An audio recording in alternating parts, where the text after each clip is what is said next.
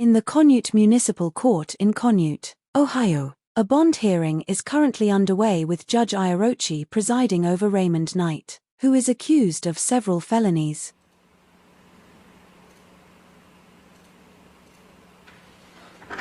The court is on the record in State of Ohio versus Raymond Knight, case number 25 CRA 74.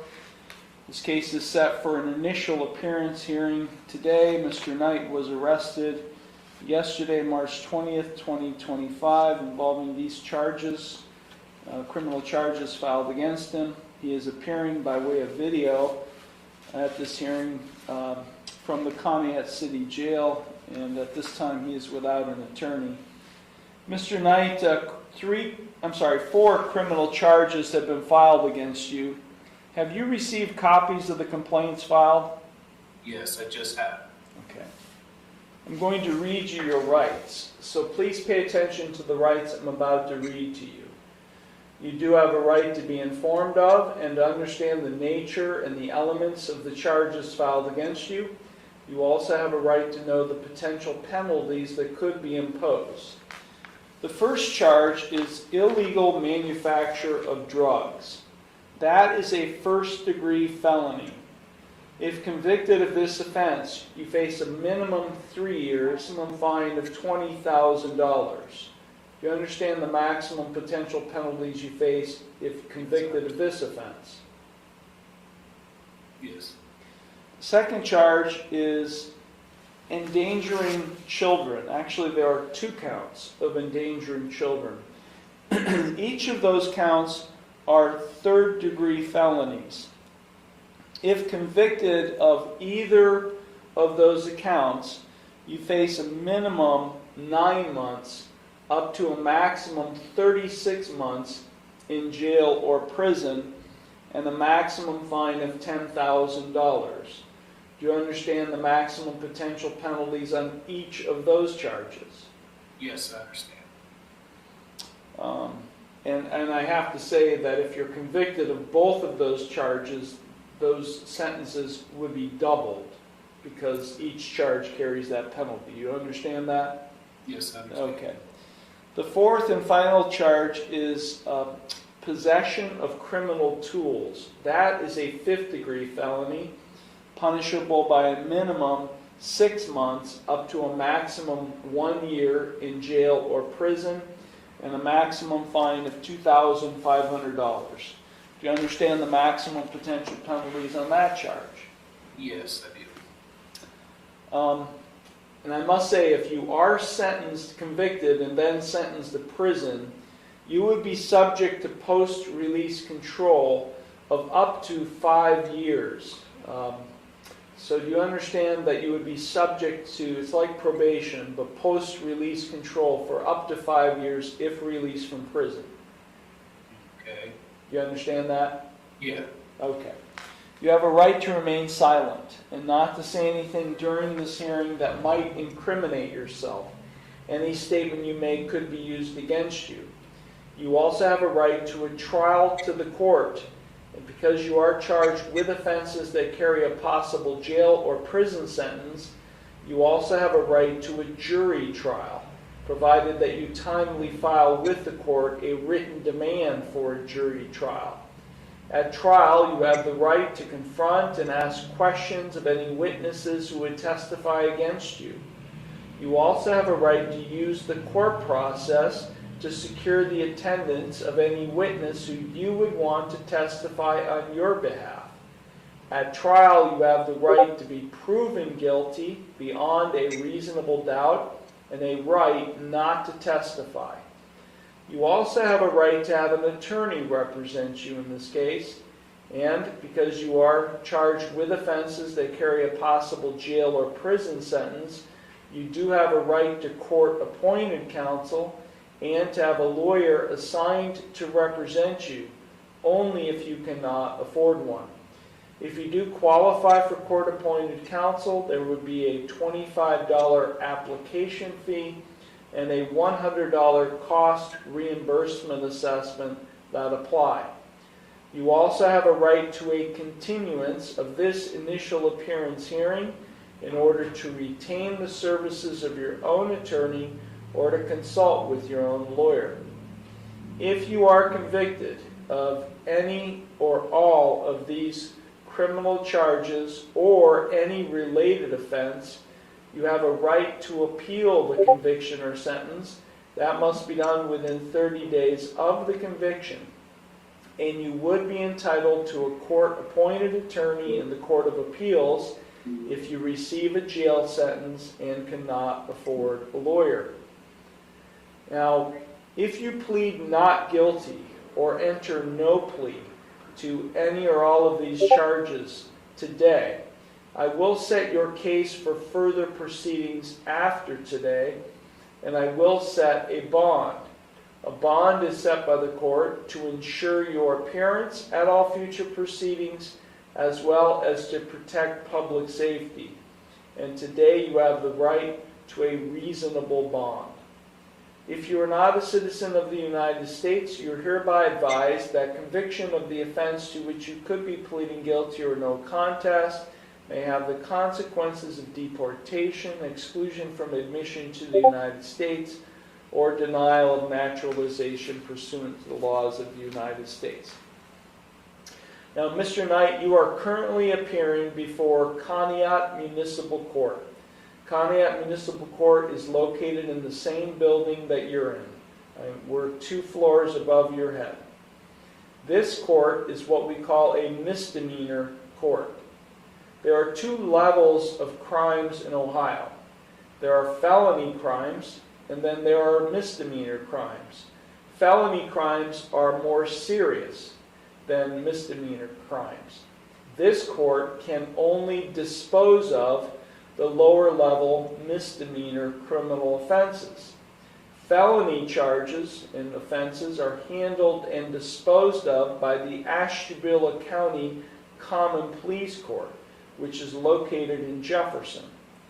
Now, even though this court, a misdemeanor court, cannot dispose of felony charges can be filed here, which is what happened in your case. And when felony charges are filed in this court, that affords you, the defendant, one additional right, and that's a right to a preliminary hearing.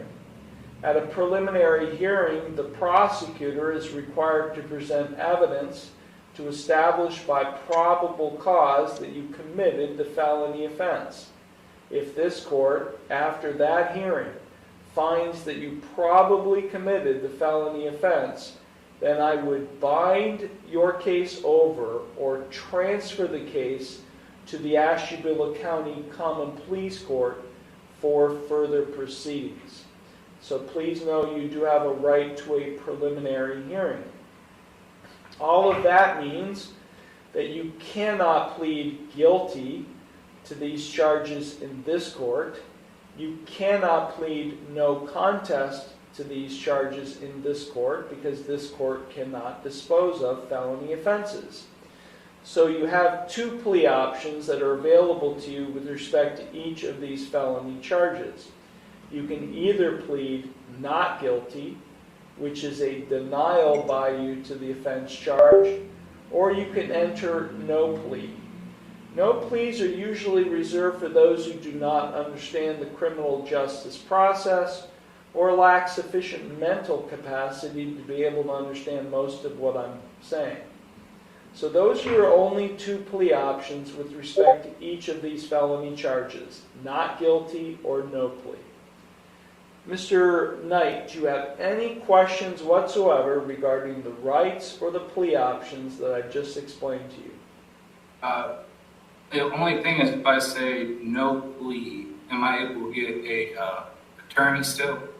Yeah, I mean, if in either case, if you enter not guilty or no plea, I will set your case for that preliminary hearing in the near future, and then I'll set a bond, and then I'll also consider appointing an attorney to represent you. I'll have to ask you questions regarding that. Yes, I would like to talk to an attorney because this is my first time getting in trouble, so I'm trying to understand everything and how it goes. Okay, well, then how would you like to plead to How would you like to plead to the first charge of illegal manufacture of drugs, a first-degree felony? No plea? Okay. Would you like to enter no pleas to all of these charges? Yes. Okay, I'll enter no plea to all of the charges. Now, you've asked, mentioned about an attorney. Are you asking the court to consider appointing an attorney to represent you? Yes, I cannot afford one right now. Okay. Do you have any source of income? Not right now, no. When's the last time you had a source of income? Last was maybe about 2 weeks ago. I was on unemployment, but if you're not considering unemployment, my normal job's Koski Construction. That runs through the summertime. So Koski is no longer your employer, or? Koski is my employer, but they're seasonal. So I think it was Thanksgiving they laid us off. Mid-April, we're supposed to start back up.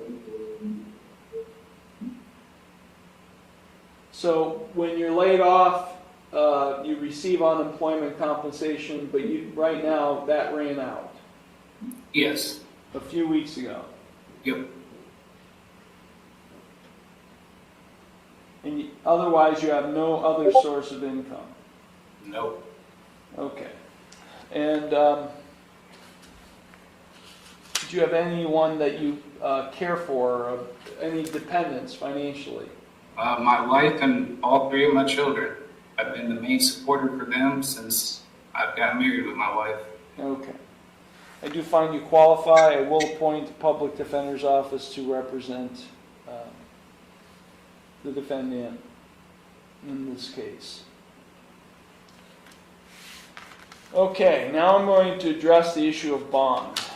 The law director or the prosecutor has submitted a written bond recommendation asking that bond be set in the amount of $500,000 cash, surety, or 10%.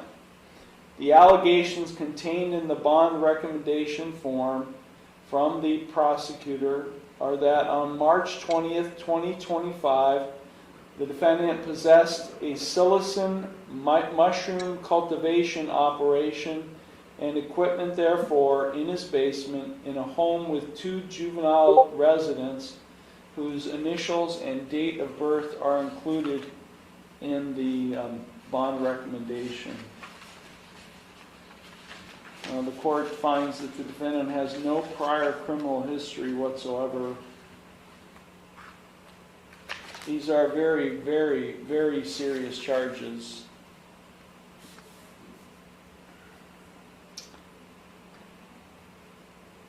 I'm going to set bond in the amount of $250,000 cash, surety 10%.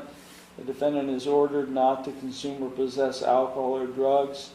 He is subject to random chemical testing by probation and law enforcement. I'm ordering him to have no contact with these children, 2 children whose initials and date of birth will be included in the paperwork. And I will set this case for a preliminary hearing in the very near future. You said I can't have contact with my children? Or? That's what I've just ordered as a condition of your bond. There are only 2 children listed by the prosecutor. You mentioned 3, but he only listed 2. So I'm ordering that you have no contact with these 2 children while this case is pending. All right. Okay. Do you have any questions, Mr. Knight? No. Okay. Thank you very much. This matter is concluded. Thank you. Thank you, officer.